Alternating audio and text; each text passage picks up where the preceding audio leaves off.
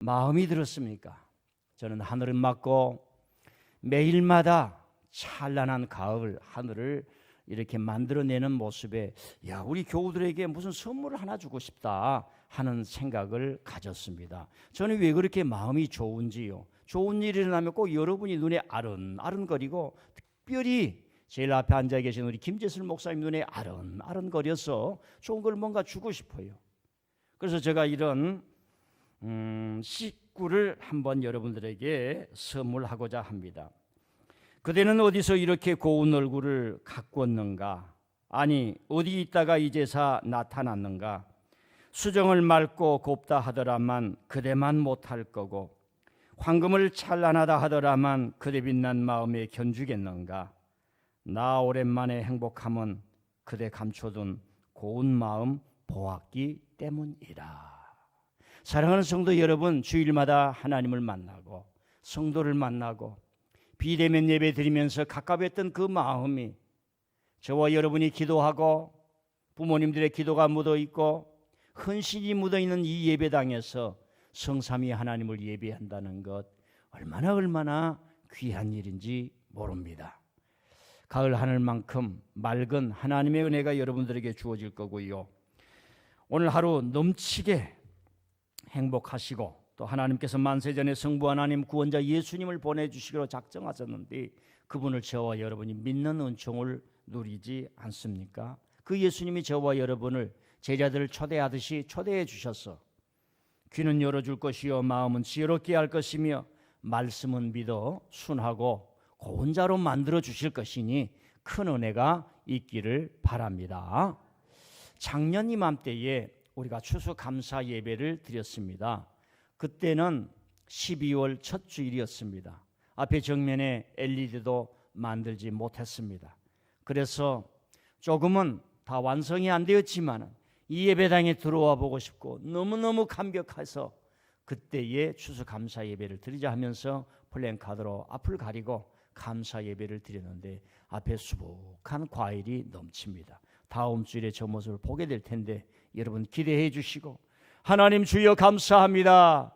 내가 살아서 다시 한번 가을의 추수, 인생의 추수, 예수님 제자로서의 추수하는 절기를 맞게 되었는데 하나님 마음껏 거두시고 아버지의 창고에 귀한 양식이 되게 하여 주시옵소서 하는 마음을 가진다면 더 좋은 추수감사 예배가 되지 않을까 생각합니다. 목회자로 살면서 많은 고민을 할 때가 있습니다. 그 중에 하나의 고민이 뭐냐면 어떻게 설교를 해야 성도들에게 생각하고 사유를 유발시키고 뭔가를 깊이 보면서 스스로 묵상이 일어나게 할 것인가 하는 고민을 많이 합니다. 훌륭하신 분들 빼고 오늘 한국의 강단을 차지하고 있는 설교가 과연 이래야 되는가라는 고민도 내 성찰적인 입장에서 많이 해보게 됩니다. 고민은 많이 하지만 우리 교우들에게 미안한 것은 제 실력이 부족하고 미약해서 너무 쉽고 때론 대중적이고 즉흥적인 반응만 바라는 설교에 기울어 있지 않는가 하는 생각도 많이 해봅니다. 벌써 10년, 20년 전에 많은 세미나 중에 하나가 교회 성장을 하기 위한 설교 하면서 많은 세미나를 했습니다. 그것도 일리는 있을 겁니다. 많은 사람들에게 대중적으로 쉽게 접근하는 메시지의 방법론 얼마나 귀한지 모릅니다. 그럼에도 불구하고 그의 결과는 참으로 혹독할 수가 있는 것입니다. 교회 성장이라고 하는 그 자기 목표를 위해서 설교를 수단화시키고 하나님의 말씀을 제대로 전하지 못하는 그런 우를 범할 수가 있기 때문에 그렇습니다. 우리는 더 잘 믿기 위해서는 생각하며 살아야 하고 뭔가를 깊이 보는 눈이 필요합니다. 여러분 아마 젊은 사람들도 기억할지 모르겠습니다만은 함석헌 옹이라고 하는 분을 기억하십니까? 그분은 일제시대에 태어나신 분입니다.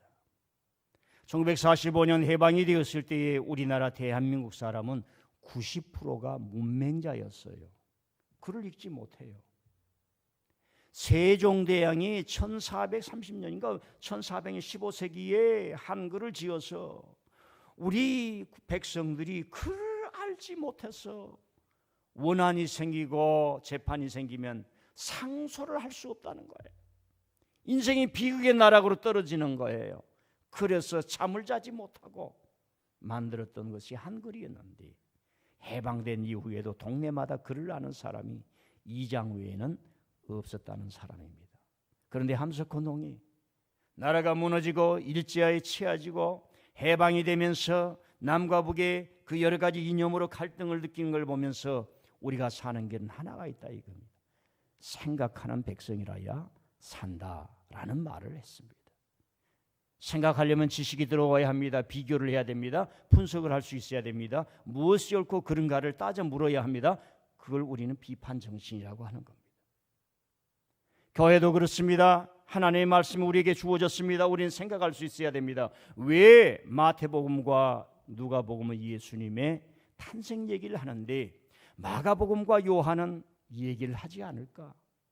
왜 일생 동안 바울 사도는 평생을 사역을 하면서 그리스도라고 하는 메시지에 초점을 맞췄지 예수님의 탄생 얘기는 하지 않았을까?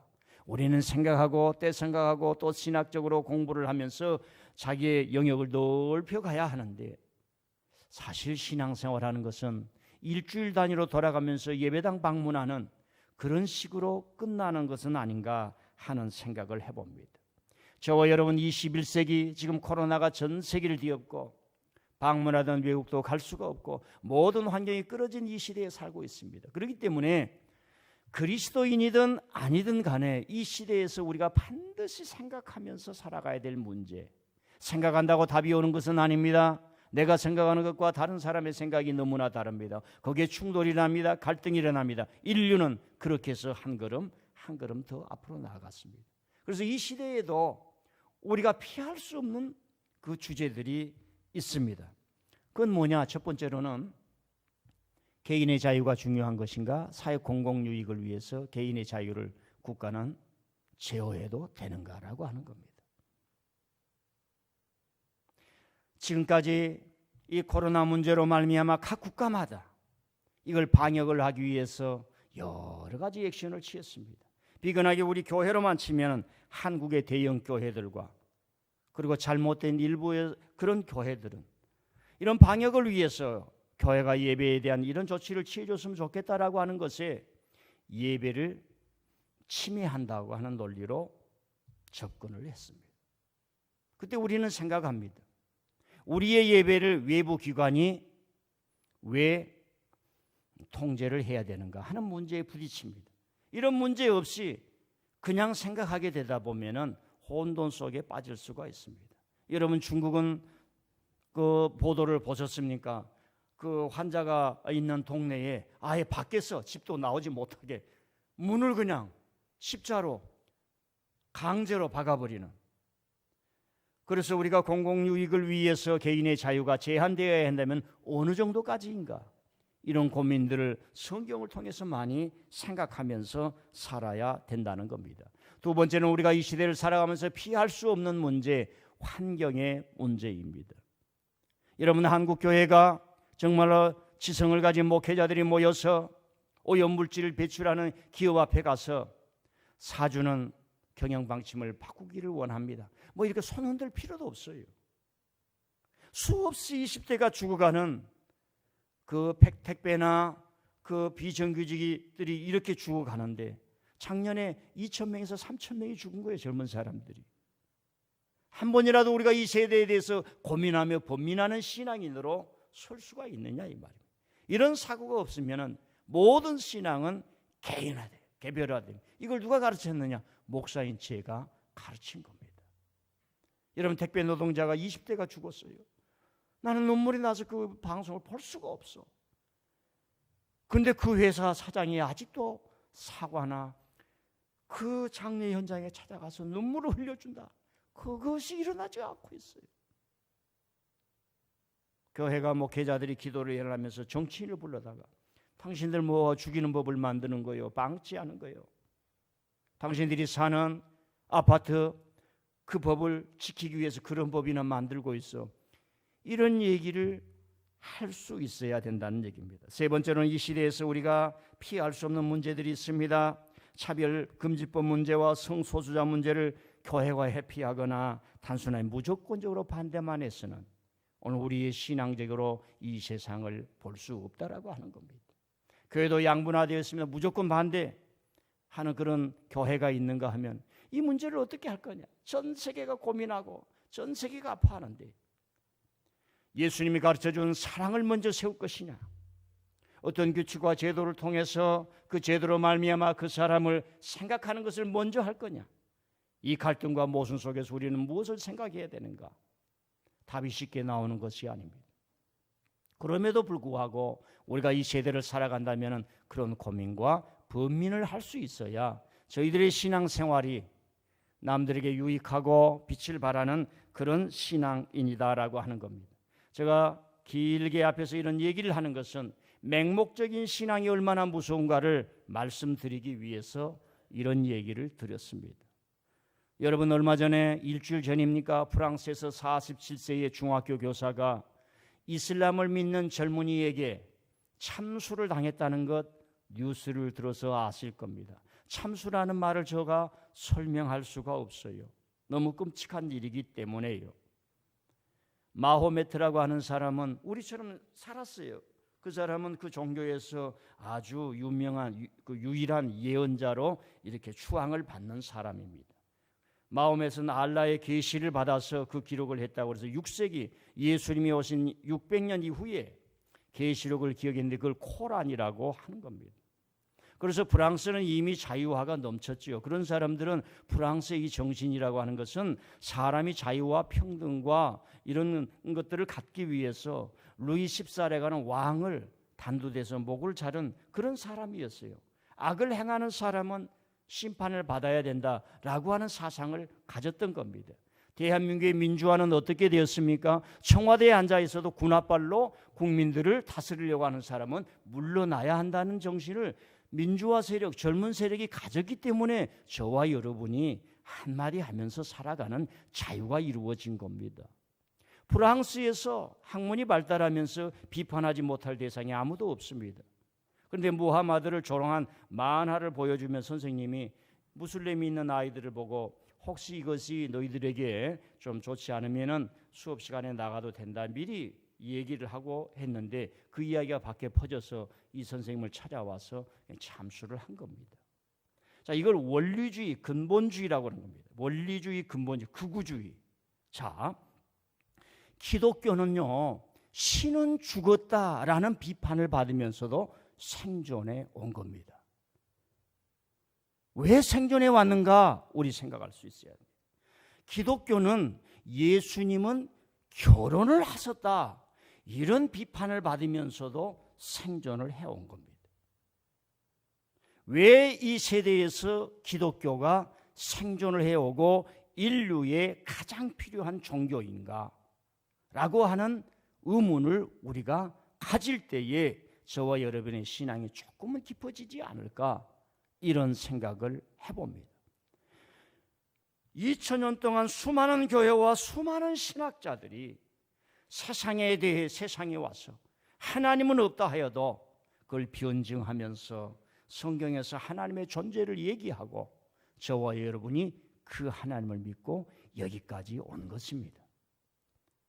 여러분, 이슬람 종교 순하게 믿는 사람들은 뭐 그를 우리가 인정을 해야겠지만 그런 모든 것도 비판의 대상에 올라와야 합니다. 자기들이 잘 못 믿고 있는 것. 여러분, 이슬람 원리주의자들은 코란을 공부를 안 해요. 여러분 학교에 가고 대학을 가고 신학교에 가면 이미 성경은 여러분 하나님의 말씀입니다. 하지만은 연구의 대상으로 공부를 하는 거예요. 예수님 말씀을 부정하는 것이 아니라 왜 예수님이 이런 말씀을 여기에 했을까? 왜 제자들은 예수님의 말씀을 살짝 바꿔서 전했을까? 하면서 이 말씀의 의미를 더 캐내니까 더 풍성해지는데 원리주의자들은, 근본주의자들은 달달 외우고만 끝나는 거예요. 그래서 그쪽 지에 가면은 외우는 건 잘하는 거예요. 이 말씀의 의미가 무엇일까? 모르는 거예요. 설교를 듣고 그 의미가 무엇일까? 왜 목사님이 저런 말씀을 하셨을까?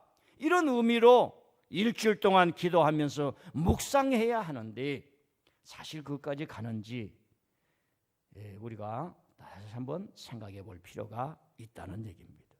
우리 기독교 신앙도 미국을 통해서 한국의 근본주의와 원리주의들이 너무나 많이 퍼져 있습니다. KKK도 여러분 기독교인들이 많아요. 목사들도 그렇고 미국의 아무개 대통령도 그런 사람들과 연결된 게 많이 있죠. 예수님 말씀하였습니다. 소금이 제 맛을 잃어버리면 사람이 발에 밟힐 뿐이라 했습니다. 그래서 너희들이 세상의 소금이 되고 세상의 빛이 되라 말씀하지 않았습니까? 자, 오늘 말씀은 예수님께서 포도나무의 비유를 말씀을 하십니다. 포도나무는 구약에 많이 나옵니다. 그런데 주로 어느 데 사용되었냐면은 포도나무가 쓴 포도를 열렸다는 거예요. 좋은 열매를 맺지 못했기 때문에 농부가 심판한다는 이사야서, 특별히 이 예언자들에게 호세아서, 에레미야서에 많이 나옵니다. 예수님이 오늘 말씀하는 거예요. 나는 참 포도나무요, 너희는 가지라. 내 아버지는 농부라. 그러면서 너희들이 열매를 많이 맞아야 된다. 내 사랑 안에 거하라. 내 말 안에 거해야만 너희들이 열매를 맺을 수 있습니다. 사랑하는 성도 여러분, 이 설교를 들으면서 한번 내 자신을 잠깐 생각해 봅시다. 내가 주님 앞에 열매일 수 있는가? 내가 어떤 의미에서 열매일까? 어떤 의미에서 쓴 열매를 버리고 달디단 당도가 높은 열매가 되어야 할까 하는 생각을 해보지 않을 수가 없습니다. 자, 모든 성경의 말도 하늘에서 뚝 떨어진 게 아니고 상황이 있어요. 정황이 있습니다. 자, 예수님이 이 말씀은 지금 요한복음에 의하면 좀 말씀이 긴데 제가 지난번에 얘기했잖아요. 왜 십자가 바로 전에 그 고통과 번민과 어려움이 부딪히는 상황이 있는데 요한은 이렇게 예수님의 말씀을 길게 늘어놓았을까? 지금 예수님은 그 사건 순서로 보면은 지금 제자들과 함께 포도주를 한 잔씩 다 마셨습니다. 그러니까 지금 포도주를 마신 의미하고 전혀 다릅니다. 이걸 아셔야 돼요. 거기에서는 생명을 주고받는 새 언약으로서, 그리고 이 포도주를 먹을 때마다, 성례전을 통해서 먹을 때마다 내가 너희들을 사해 주었다는, 그리고 십자가에서 피를 흘렸다는 것을 기억하라. 언제까지? 다시 오실 때까지. 그래서 성찬식을 한 날 주일이다 그러면은 평소에 빠져도 달려와야 되는 거예요. 한번 따라합시다. 아멘. 평소에 주일날 산에 가고 놀러 가고 일러 가고 낚시 가고 어디 간다 할지라도 민들레교회 금주에 성찬 예식한데 달려와야 된단 말입니다. 기독교 전통에 성도가 조금 과하게 규칙이 어긋났어요. 그럼 벌을 주려고 하면 성찬에 참여하지 마세요. 5회, 10회 이게 가장 큰 벌이었어요. 근데 저와 여러분은 간땡이가 부어도 너무 부어가지고 성찬식? 그거 집에서 빵 먹지 뭐. 이런 생각으로 살아가니 목회가 되겠습니까? 자, 예수님이 그러니까 포도주를 한 잔 잡수셨어요. 제자가 나눴단 말입니다. 그 의미를 전해줬어요. 그리고 발을 딱 씻어줬어요. 그리고 말씀을 하는 겁니다. 한번 읽어보십시다. 자, 3절 읽어보세요. 3절 시작. 너희는 내가 일러준 말로 이미 깨끗하여졌으니 할렐루야. 자, 제자들이 모였어요. 예수님께서 제자들에게 발을 다 씻겨줬어요. 여러분, 발 씻고 난 이후에 그 마음의 상태 여러분 다 아시죠? 여러분, 사람은요, 누가 발을 만져주면 그렇게 시원해요. 발을 만져주면 시원해. 그런데 발이 가장 더러워. 또 냄새가 나. 오늘 지금 우리 주강훈 집사님이요, 그 항암 치료받다 발이 부어가지고, 발에는 시신경이 굉장히 강해요. 이게 두껍잖아요, 피부가. 그래도 발로 이렇게 살짝 보면 그 감각이 다 오잖아요. 왜 그래요? 사람은 눈으로 가는 게 아니라 앞으로 갈 때 무언가가 있을 때 손과 발로 더듬이로 하는 거예요. 더듬이. 그래서 이 시신경이 굉장히 발달해 있어요. 크게 아프니까 디딜 수가 없는 거예요. 어제 저녁까지 이번 주에 교회 나가야지. 주집사님이 교회 나가야지. 교회 나가지 그렇대요. 아침에 자고 나니까 몸이 다른 거예요. 약 잡수신 분들은 아침 다르고 저녁에 컨디션이 다 다릅니다. 지금 예수님이 그 발을 깨끗하게 씻어준 거예요.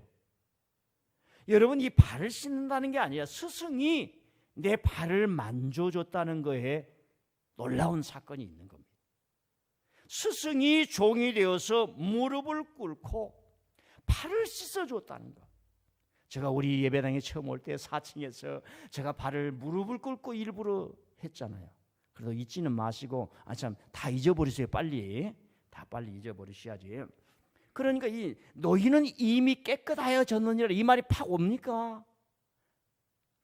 우리 같은 경우는 지금 주님 안에서 깨끗하여졌다는 의미는 세례를 받은 걸 의미를 해요. 자, 이 사람들에게 전통적으로는 정하다 부정하다, 이게 아주 강했어요. 그래서 피부에 병이 있거나 그때 당시 정한 규칙에 의해서 사람들에게 오지 않으면 나는 부정합니다, 나는 부정합니다, 이렇게 얘기를 해야 돼. 그렇게 김지사님보다 저 부정한 거네, 내가 피해야지 하면서 먼저 피하는 거예요. 자기도 피하고 환자도 피하고 정상인도 피하고. 그래서 정하냐 부정하냐, 이게 굉장히 강해요. 대한민국에 살면은 지금 무슨 생각이 여러분들에게 가장 강합니까? 이걸 알아야 이걸 되는 거예요. 지금 여러분 살아가면서 여러분 생각에 마음과 정신을 지배하고 있는 그 단어나 그 사고가 뭐예요? 젊은 사람한테는 뭐예요? 야, 너 결혼하면 애기 낳을 거야, 안 낳을 거야? 저거 여러분 잘 모르기 때문에 그 감각이 없을 거예요. 지금 대한민국 사회에 이렇게 되고 있는 어떤 그 중심 이념이 뭐예요? 단어가 뭡니까? 집 있냐 없냐? 좋은 학교 다니냐 안 다니냐?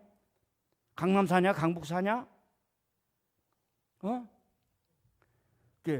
이쪽이냐 저쪽이냐, 이쪽이냐 저쪽이냐, 제가 구체적으로 얘기 안 해요. 귀 있는 자는 들으시길 바랍니다. 그러니까 이때 당시는 뭐예요? 정하냐 부정하냐가 굉장히 강해요. 그 사람을 향해서 예수님이 너희들 깨끗하다 이 말이에요. 부정한 사람이 아니다 이거예요. 그때 당시만 해도 이 사람들은 뭐예요? 너희들은 부정한 사람, 갈릴 사람 부정한 사람, 그 밑에 지역 사마리아 지역은 아수리안 사람들하고 혼혈이 되어서 부정한 사람, 이 강력했어요. 갈릴리 사람들은 로마에 저항한 사람. 여러분요, 서울 땅에 살면서 미국에 대해서 말 잘못해봐요. 여러분들 참 쉽지가 않습니다. 그래서 그럼 미국을 선택할 거요? 중국을 선택할 거요? 지금 우리 속에 있잖아요. 갈릴리 지역은 로마 사람들에게 아주 강렬하게 반항한 지역이에요.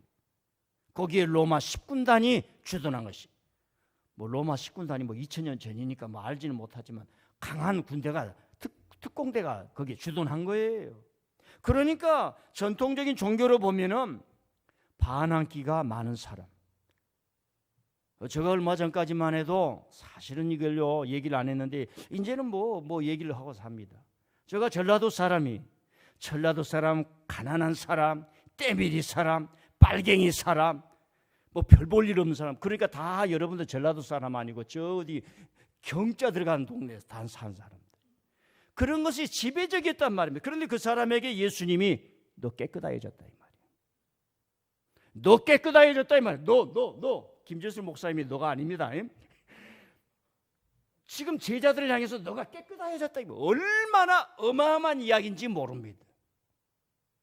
그런데 저와 여러분은 인생을 살면서 내 스스로 깨끗하게 된 것을 경험하기가 어려워. 깨끗해 보세요. 적이 없습니다. 가난하나 깨끗한 사람은 적수가 없어요.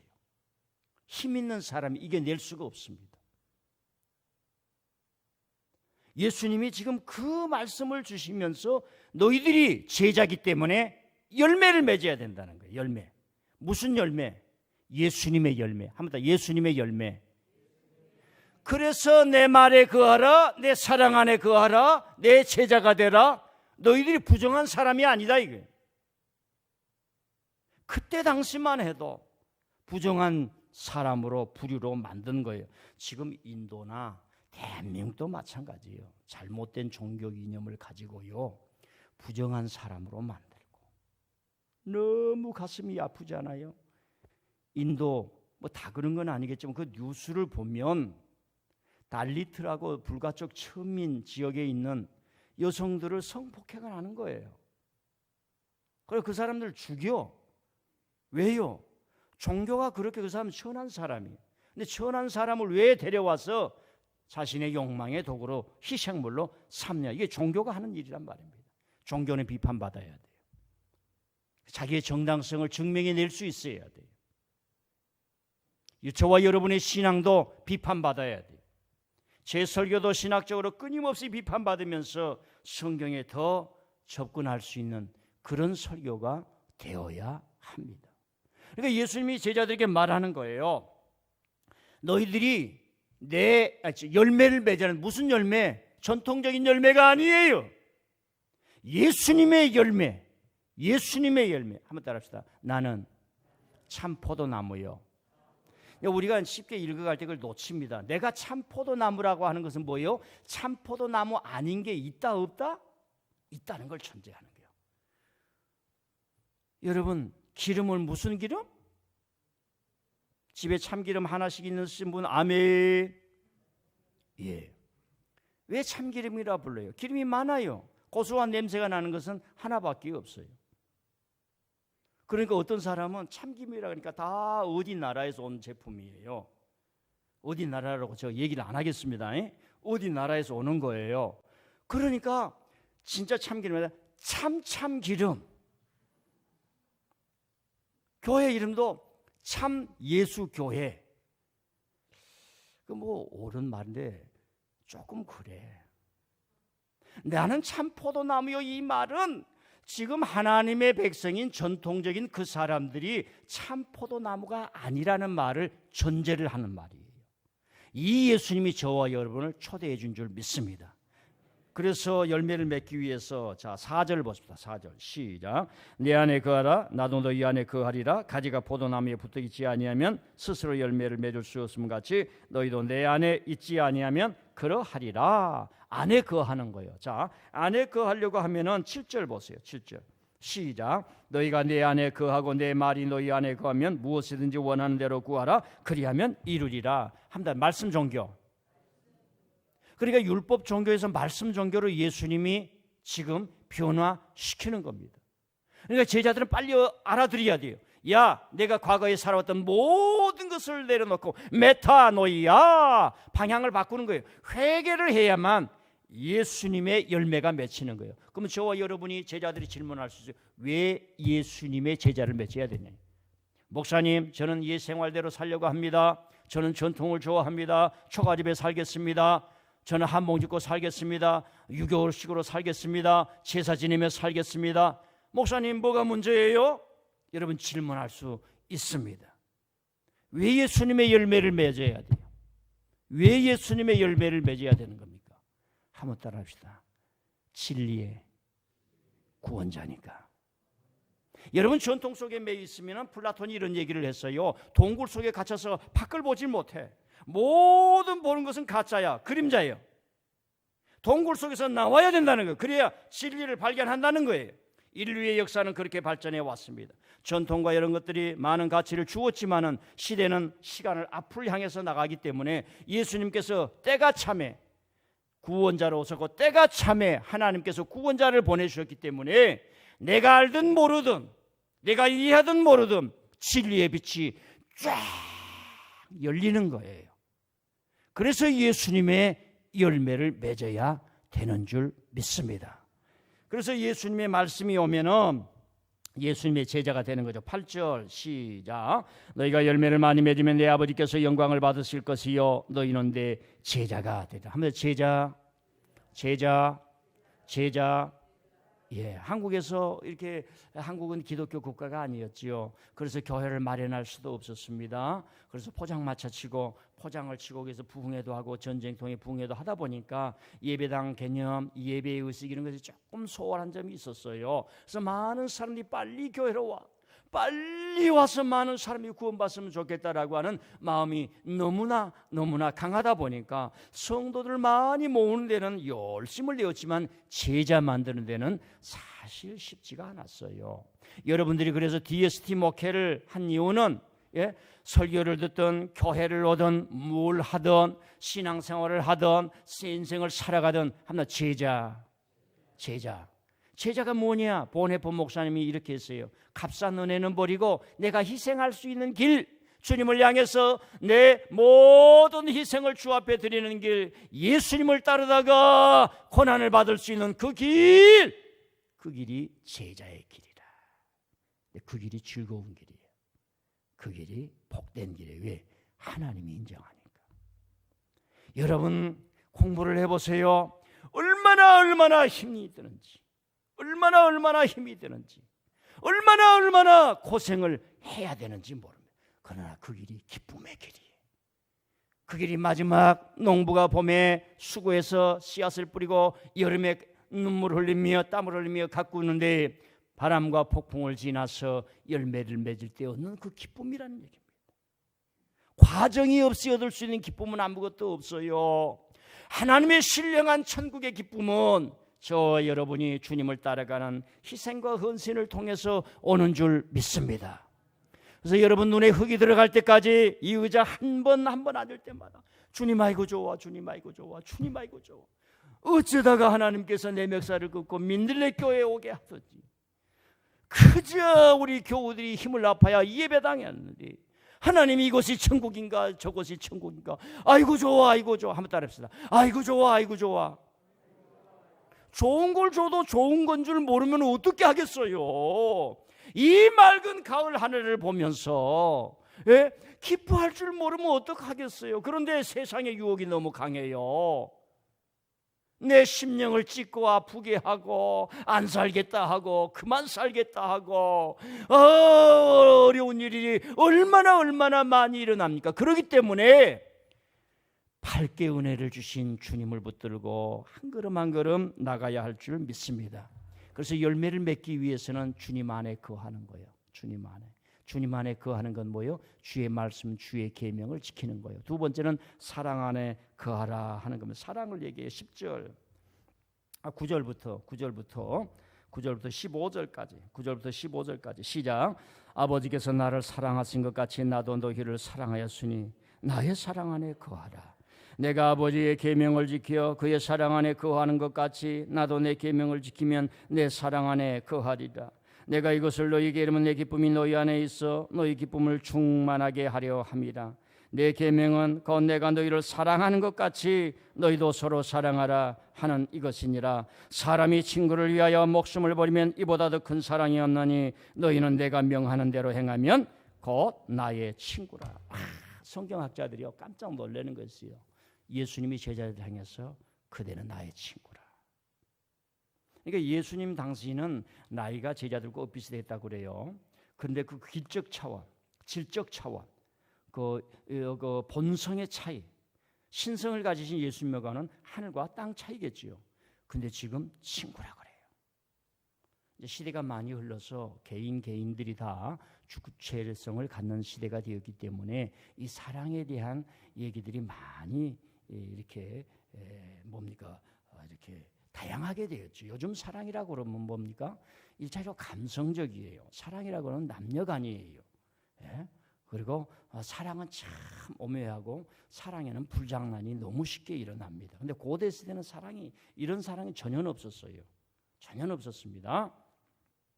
고대의 사랑이라고 하는 것은 전쟁의 시대였기 때문에 친구가 친구를 위해서 목숨을 버려주는 것을 최고의 사랑이라고 그랬어요.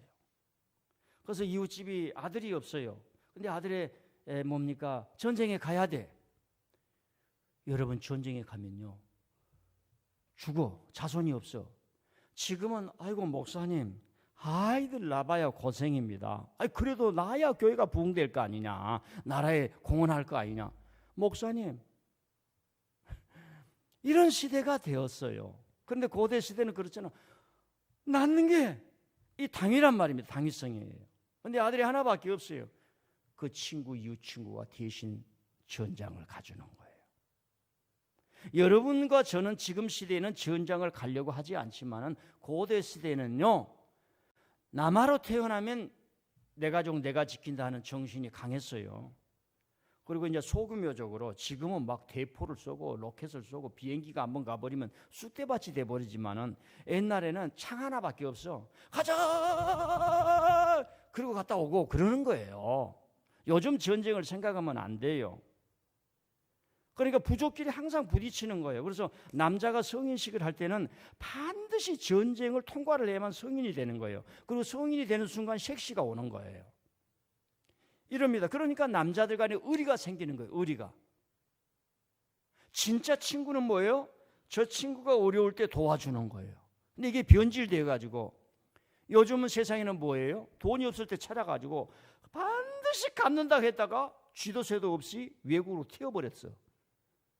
이게 남자들의 의리가 변질된 거예요. 고대 시대는 그렇지 않아요. 그러니까 예수님이 지금 프렌드십을 통해서 사랑을 얘기를 하는 거예요. 지금 뭐예요? 나는 너를 친구라 했으니 너희들을 위해서 나는 지금 십자가에서 죽는다.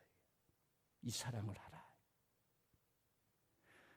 요한복음 12장에 한 알의 밀이 땅에 떨어지면 한 알 그대로 있고 죽으면 많은 열매를 맺느니라, 그 말씀이죠. 그 말씀은 예수님 자신을 얘기를 하는 거예요. 밀 얘기를 하는 게 아니라는 말입니다. 예수님 자신의 이야기를 하는 거예요. 우리 사회도 마찬가지입니다. 희생과 헌신이 가져오는 그 위대성이라고 하는 것은 대단한 거예요. 희생과 헌신이라고 하는 위대성이라고 하는 것은 대단하단 말입니다. 나는 너희를 친구로 한다 이 말입니다.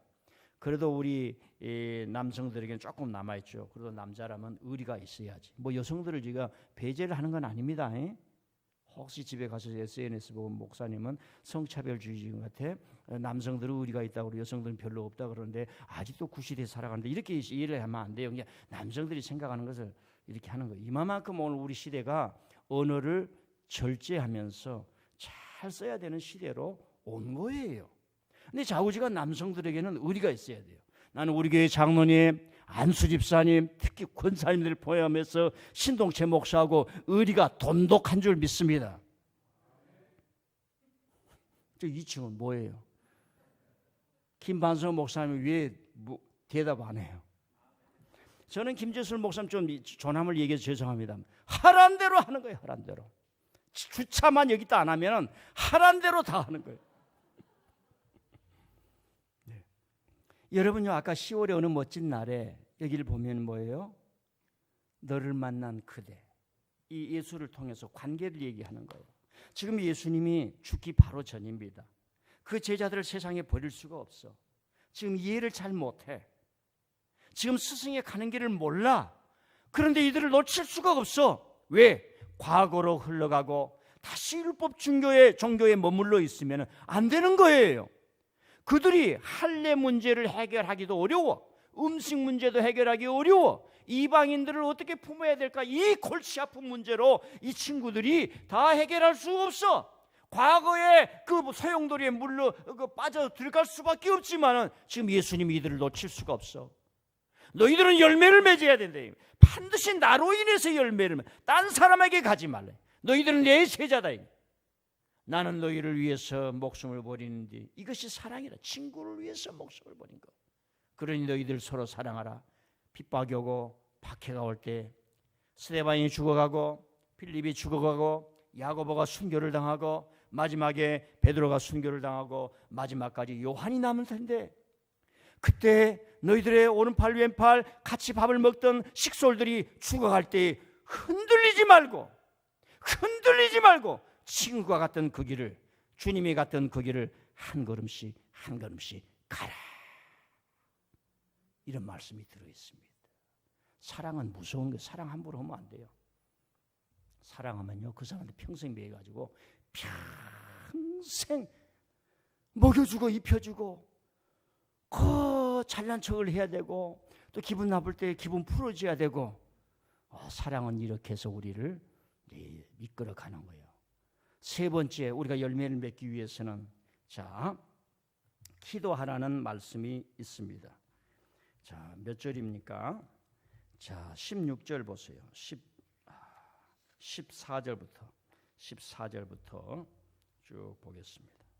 시작. 너희는 내가 명하는 대로 행하면 곧 나의 친구라. 이제부터는 너희를 종이라 하지 아니하리니 종은 주인이 하는 것을 알지 못함이라. 너희를 친구라 하였노니 내가 내 아버지께 들은 것을 다 너희에게 알게 하겠습니다.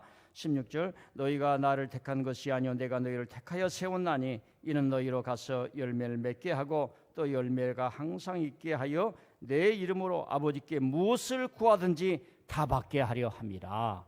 한번 따라합시다. 내 이름으로 무엇을 구하든지 다 받게 하려 함이라. 갈릴리 사람들은 항상 결핍 속에서 살았습니다.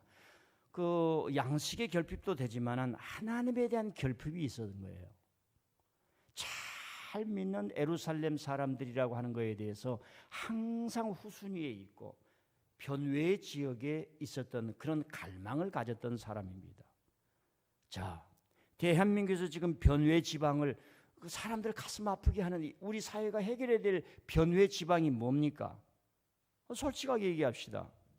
지방대학 나왔다고 해서 변외 지역으로 이렇게 예외적으로 내려놓잖아요. 그랬듯이 그때 당시에 이 갈릴리 사람들이 그런 소외감과 아픔을 겪었어요. 거룩하신 하나님께 나아가는데 그런 갈망을 느꼈단 말입니다.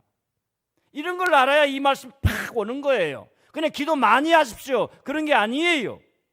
여러분들에게 기도의 특권을 주어졌다는 겁니다. 근데 우리는 그 특권을 다 창고에 쳐넣어가지고 완전히 녹슬어 버렸지. 너희가 무엇이든지 내 이름으로 구하면이지. 그건 뭐예요? 예수님 중심의 세계라는 얘기예요. 예수님 중심의 세계라는 얘기. 여러분의 인생의 중심이 예수님이라는 말씀이에요. 무엇을 구하든지 다 받게 해준다. 어마어마한 이야기입니다. 당시의 종교에서 변외 지역 사람들, 오늘 우리 사회의 변외의 지역이란 어떤 여러 가지가 있겠지요. 여러 가지가 있겠습니다.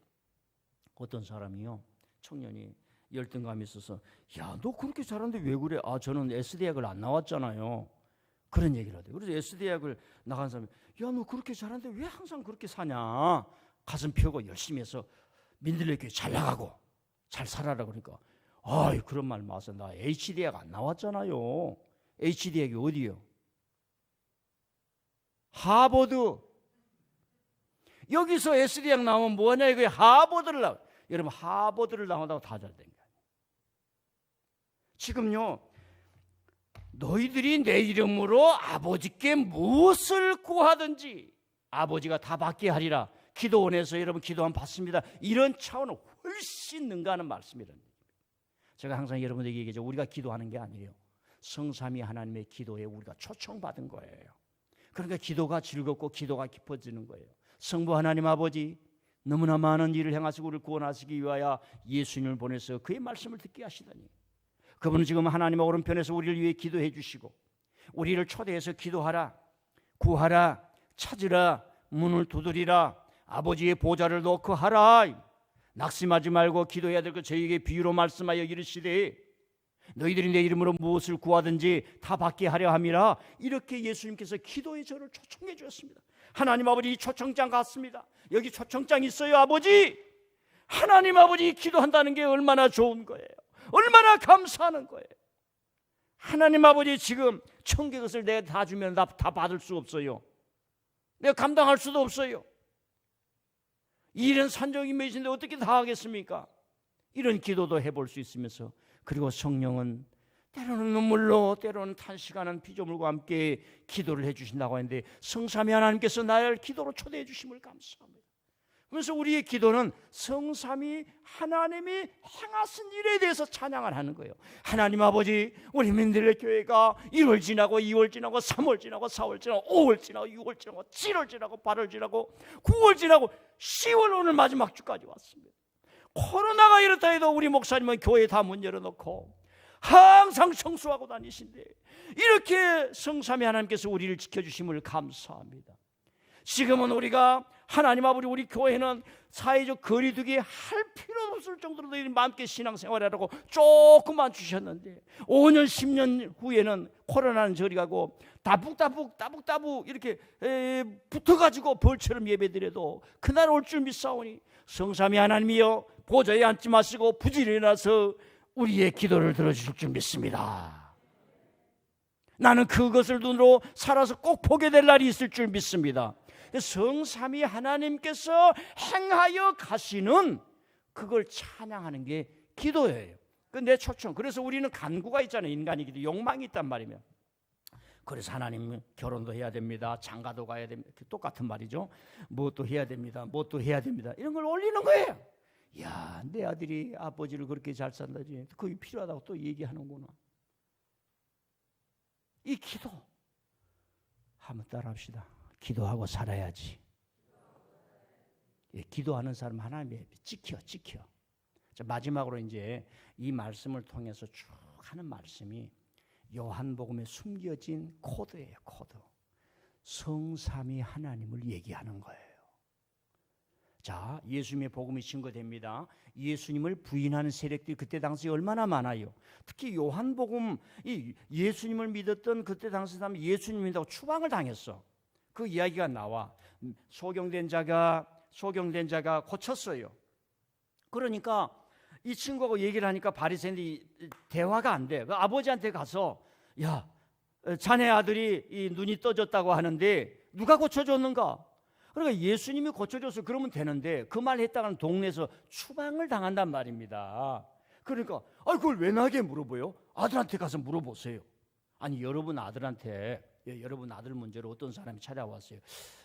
선생님 아들이 이런 문제가 있다는데 딸이 이런 했는데 어떻습니까? 그래요. 그건 그렇고 저런 이렇습니다. 그런데 아무 말 하고 시침이 뚝 떼고 그걸 왜 나한테 물어봐요? 아니 우리 딸에게 우리 아들에게 가서 물어보세요.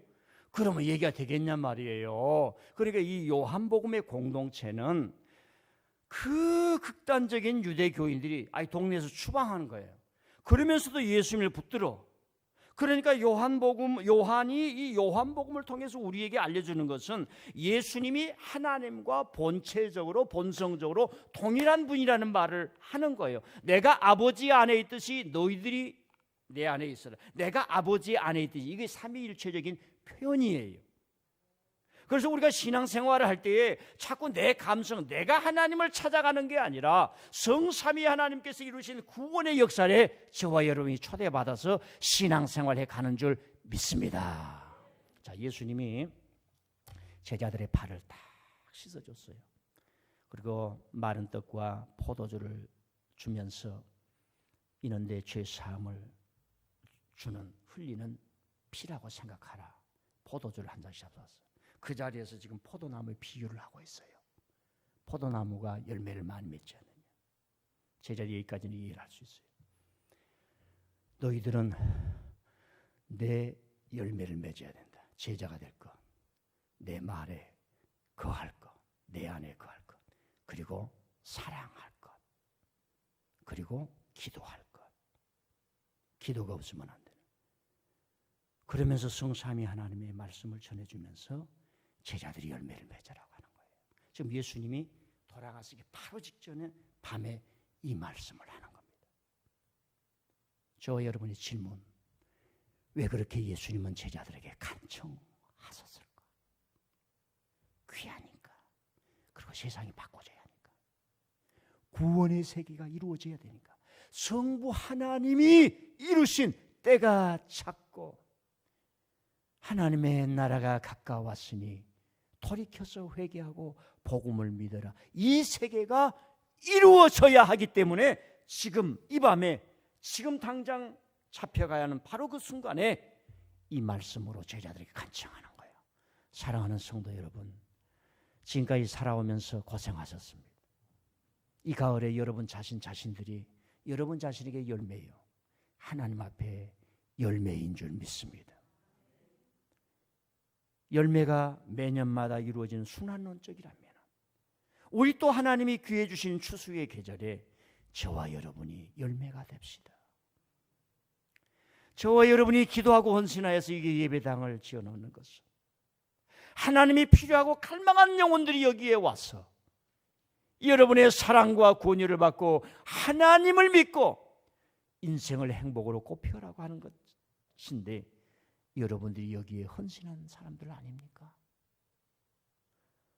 저는 요한이 될 수 없지만 요한처럼 여러분들이 제자들처럼 주님의 부름의 길을 걸어갔다고 그렇게 기도하면서 또 목회할 겁니다. 이 빛난 가을 하늘 앞에, 하나님 앞에 또 여러분들이 귀한 열매 되시기를 축복합니다.